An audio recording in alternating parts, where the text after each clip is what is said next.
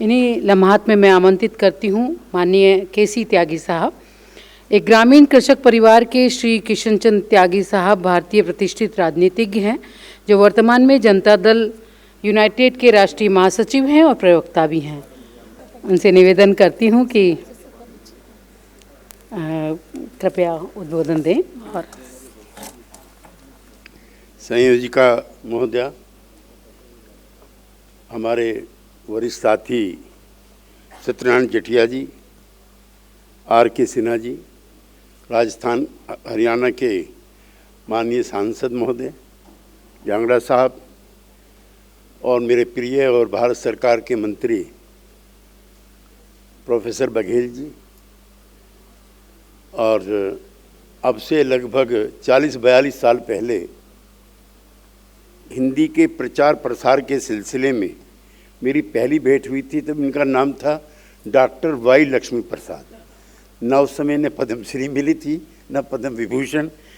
मैं उनका भी स्वागत करता हूं। और मेरे बहुत प्रिय डॉक्टर विपिन कुमार जी, जो हिंदी भाषा के उत्थान के लिए निरंतर प्रयत्नशील रहते हैं।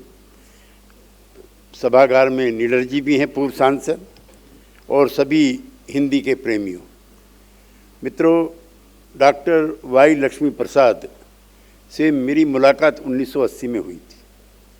गुंटूर के, जो गुंटूर आंध्र प्रदेश का एक ज़िला है, वहाँ के जो तंबाकू उत्पादक किसान हैं, उनके कार्यक्रम में मुझे जॉर्ज फर्नांडीज साहब के साथ जाने का मौका मिला। और जब लौट रहे थे उन्होंने कहा कि एक जगह ज़रूर जाना है। तो मैंने कहा ठीक है। हमारे इतने बड़े नेता थे। उसने कहा यहाँ पर दक्षिण भारत में जो हिंदी और के प्रचार प्रसार का जो आदमी काम करते हैं, डॉक्टर वाई लक्ष्मी प्रसाद, उनके यहाँ जाना भी है और भोजन भी करना है। ये बात है अब से 44-45 साल की। उसका एक संदर्भ और भी है। जब दक्षिण भारत में हिंदी के विरुद्ध आंदोलन चला 1964 में, कई लोगों की जानें गई, तो उसी की तर्ज पर डॉक्टर लोहिया ने भी और उपाध्याय जी ने भी, दीनदयाल जी ने भी अंग्रेजी हटाओ करके एक कार्यक्रम की शुरुआत की थी। और मुझे सौभाग्य है कि मेरा राजनीति में जो प्रवेश हुआ है वो अंग्रेजी हटाओ के नाम पर हुआ है। अंग्रेजी में काम ना होगा फिर से देश गुलाम ना होगा, इस नारे के साथ मैं राजनीति में आया था।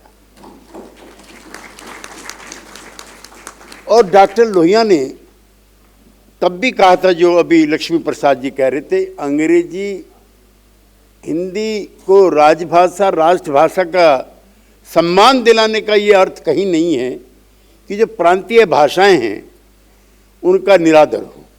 इसलिए उन्होंने तेलुगु भी, मलयालम भी, कन्नड़ भी, जो प्रांतीय भाषा हैं, जो क्षेत्रीय भाषा हैं, उनका भी उसी तर्ज पे सम्मान होना चाहिए जैसे हिंदी का होता है।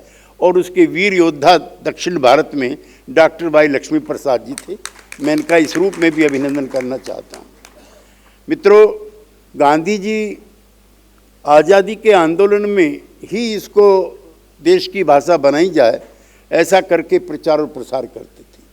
और एक बार उन्होंने कहा भी था कि मुझको एक दिन के लिए अगर तानाशाह बनने का मौका मिला तो मैं हिंदी को राष्ट्रभाषा सबसे पहले घोषित करूंगा।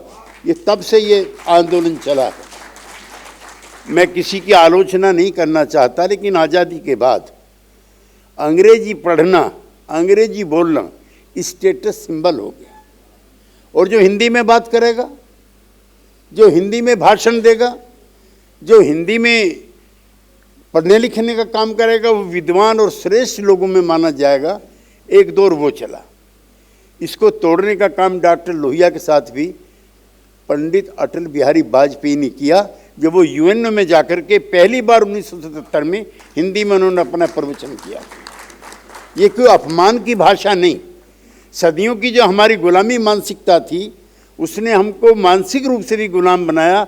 और अंग्रेजी बोलने वालों का जिस तरह से आदर देश के अंदर हुआ, उस बिंब को तोड़ने का काम गांधी के बाद, लोहिया के बाद श्री अटल बिहारी वाजपेयी ने किया। आज वो हमारे बीच में नहीं है, सुषमा स्वराज जी। उन्होंने हिंदी को अंतर्राष्ट्रीय भाषा का सम्मान दिलाने के लिए जितने प्रचार और प्रसार किए, मुझे प्रसन्नता है कि आज हिंदी यूएनओ में सम्मान पाती है। उसका श्रेय जो है हमारी बहन सुषमा स्वराज को जाता है। मुझे कई हिंदी सम्मेलनों में जाने का मौका मिला है, भोपाल में भी और मॉरिशस में भी। और ये भी हिंदुस्तान भर की भाषा नहीं, दुनिया के कई मुल्क हैं जहां आपसे ज़्यादा अच्छी हिंदी बोली जाती है। वो सब यूएनओ में अब मांग कर रहे हैं कि हिंदी भी वहाँ की एक समन्वय भाषा के रूप में प्रचारित और प्रसारित होनी चाहिए। वर्तमान सरकार हिंदी बोलने वालों की, हिंदी को चाहने वालों की, हिंदी का प्रचार प्रसार करने वालों की समर्थक सरकार है और हमें इससे बहुत आशाएं भी हैं। कई साथी बैठे हुए हैं जो विभिन्न पदों पर, सरकारी पदों पर आसीन रहे हैं और आसीन हैं। दिल्ली विश्वविद्यालय से जुड़े हुए डॉक्टर बादशाह जी और दूसरी हमारी बहनें जो आई हुई हैं, जो हिंदी के प्रोत्साहन के लिए प्रयत्नशील हैं।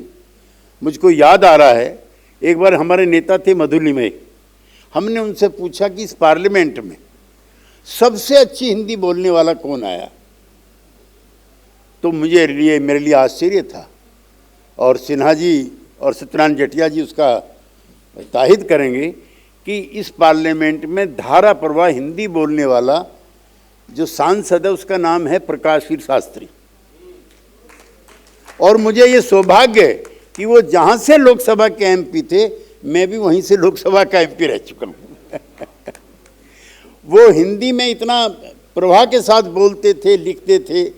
और आज़ादी के बाद बाकायदा ये एक आंदोलन चला, जैसे और आंदोलन चलते हैं हिंदी के प्रचार प्रसार के लिए। लेकिन हिंदी समर्थकों को एक ध्यान रखना है, जिसका इशारा डॉक्टर भाई लक्ष्मी प्रसाद ने किया है। ये दक्षिण की किसी भाषा की विरोधी भाषा नहीं है, ये उनकी बड़ी बहन है जो डॉक्टर लोहिया कहते थे। तेलुगु की, ये मलयालम की, ये कन्नड़ की, हिंदी बड़ी बहन है, उसकी सोतन नहीं है। महिलाएं जानती हैं सोतन कितनी बुरी होती है, उनको बताने की जरूरत नहीं है। इसलिए इसको छोटी बहन की तरह से सम्मान देना है। और अच्छा हिंदी भाषी वही है, विद्यालय भी और संस्थान भी, जो हिंदी के साथ साथ एक ऐच्छिक भाषा के रूप में दक्षिण की एक भाषा को स्वीकार करे और सम्मान दे। मैं अधिक विलंब नहीं करना चाहता, चूँकि भोजन का जो हमारा प्रिय विषय है उसका भी कई साथियों ने जिक्र कर दिया। तो मैं विपिन जी आपको बहुत धन्यवाद इसलिए करना चाहता हूं कि मैं पिछले कार्यक्रम में शामिल नहीं था, लेकिन आप इसके लिए इतने प्रयत्नशील रहते हैं और विभिन्न संस्थाएं जो इससे जुड़ी हुई हैं आपको मान सम्मान देती हैं, आप पे विश्वास करती हैं। आपके द्वारा किए जा रहे सभी प्रयासों में मैं अपनी पार्टी की तरफ से, अपनी सरकार की तरफ से और अपनी तरफ से पूरा इसके सहयोग का आश्वासन देकर के अपनी बात को विराम देता हूं। सबको बहुत बहुत धन्यवाद।